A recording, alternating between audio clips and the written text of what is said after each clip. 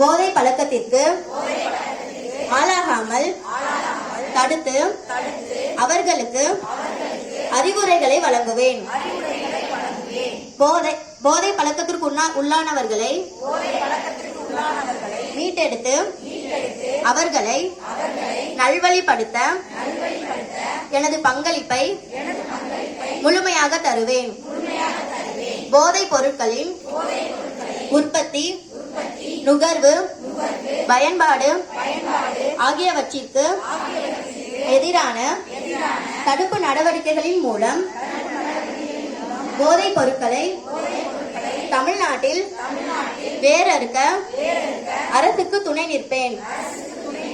மாநிலத்தின் வளர்ச்சிக்கும் மக்களின் நல்வாழ்விற்கும் நான் அர்ப்பணிப்புடன் பங்காற்றுவேன் என்று உளமாற உறுதி கூறுகிறேன்.